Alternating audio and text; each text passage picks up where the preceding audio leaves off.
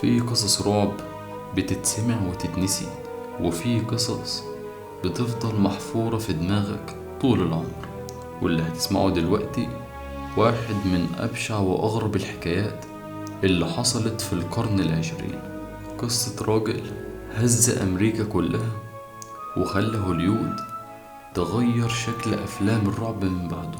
الراجل ده هو إد جين، أو زي ما كانوا بيسموه جزار بلينفيلد. قبل ما نغوص في الجرايم لازم الأول نعرف البداية، لأن أي وحش في الدنيا مش بيتولد وحش من أول يوم. في حاجات بتتزرع فيه من بدري وبتتحول مع الوقت لشيطان جوه بشر. إد جين اتولد سنة 1906 في مزرعة صغيرة جنب بلينفيلد في ولاية ويسكونسن الأمريكية. من أول يوم في حياته الدنيا ما كانتش سهلة.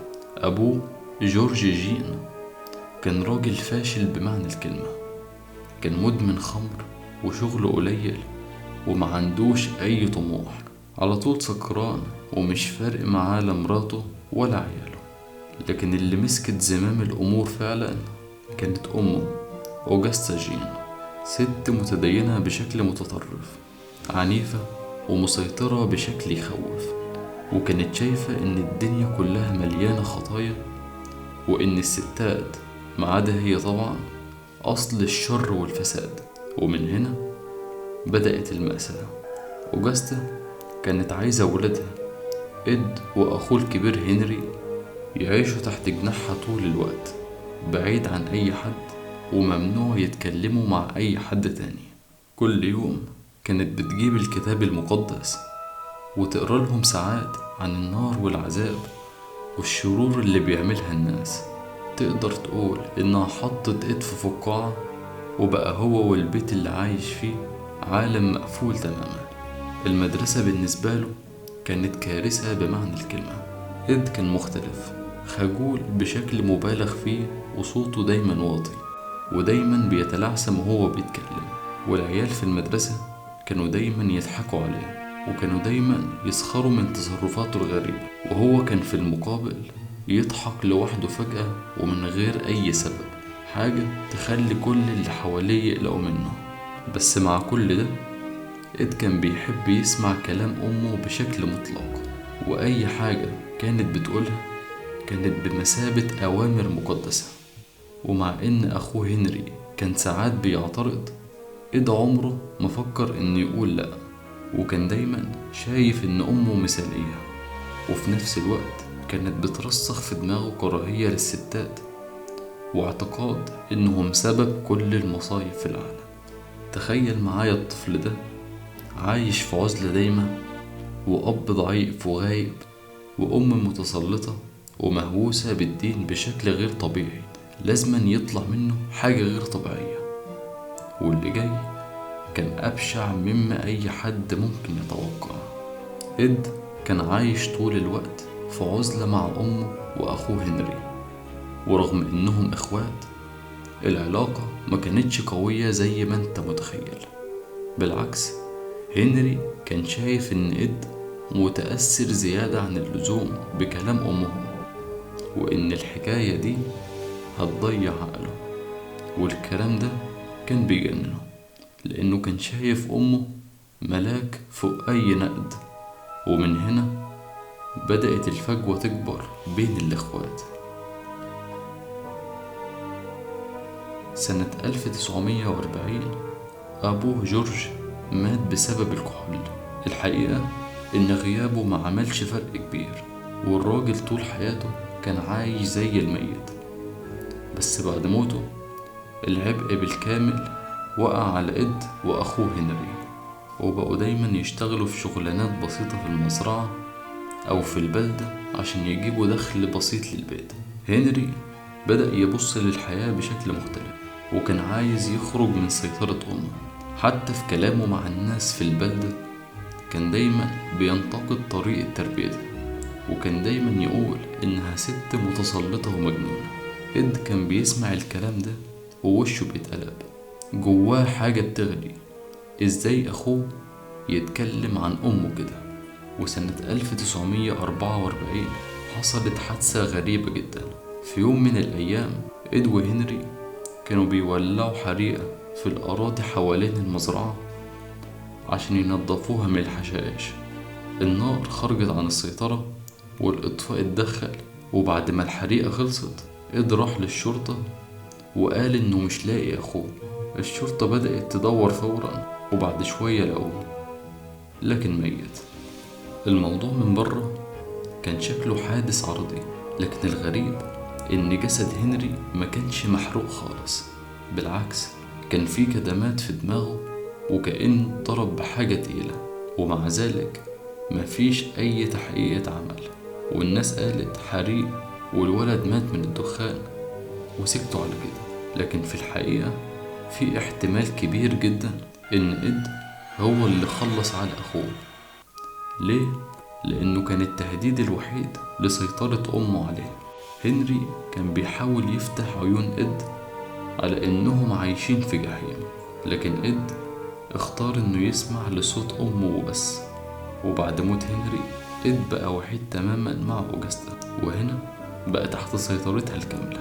الأم بقت كل حاجة في حياته، معلمة وقدوة وصديقة وحيدة، ومفيش أي ست أو أي إنسان ليه قيمة قدامها.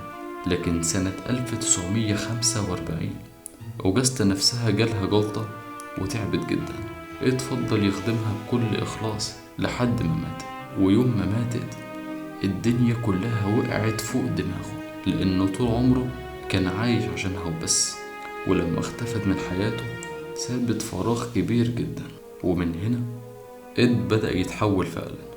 الوحدة، العزلة والهوس والخيالات اللي زرعتهم في أمه، كل ده اتجمع وبدأ يفتح باب جديد، باب مظلم جدا.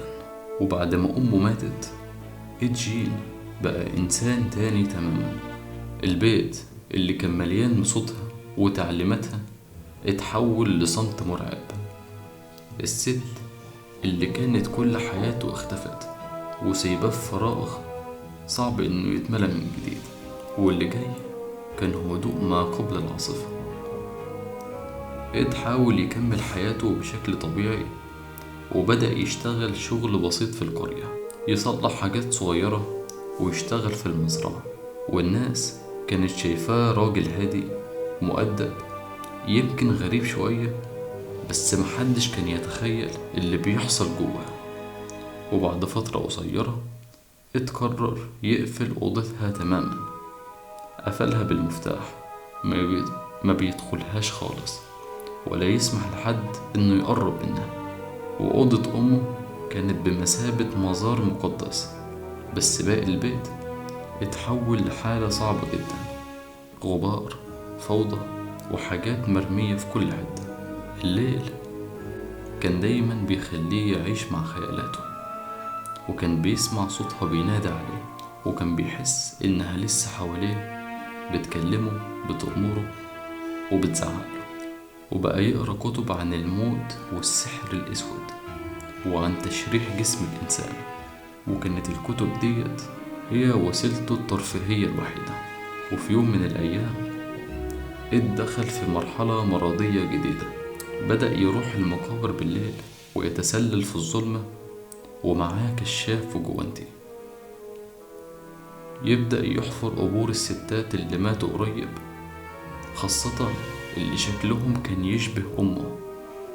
كان يطلع الجثث وياخد أجزاء منها ويرجع البيت من تاني، بيعمل بيها حاجات ملهاش وصف غير كلمة واحدة بس: رعب. الشرطة لما مسكوه بعدين اكتشفوا انه كان بيحتفظ بأجزاء من الجثث كأنها تذكارات، جلد، عظم، وشوش، حاجات جوه برطمانات، وحتى أساس معمول من جلد البني آدمين. لكن وقتها محدش كان يعرف الكلام ده. في الوقت ده الناس في القرية كانت شايفاه راجل مسالم، بيضحك أوقات، بيتكلم بهدوء، وبيساعد الناس لو احتاجوا منه حاجة.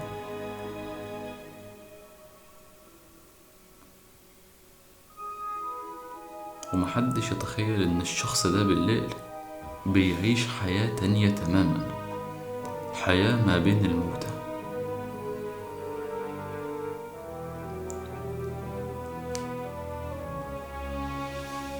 واللي جاي كان أكبر تحول في مسار إد. واللي جاي كان أكبر تحول في مسار إد الإجرامي. بكده يكون انتهى الجزء الأول.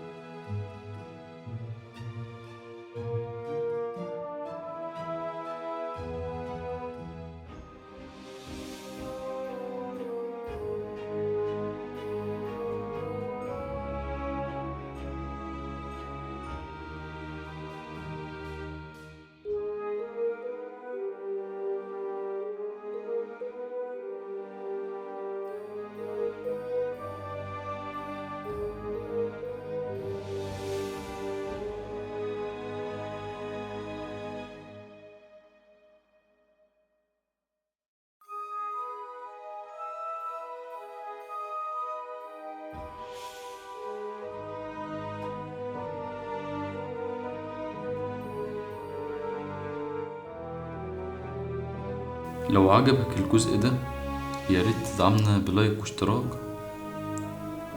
عشان تكون جزء من الحدوتة اللي جاية.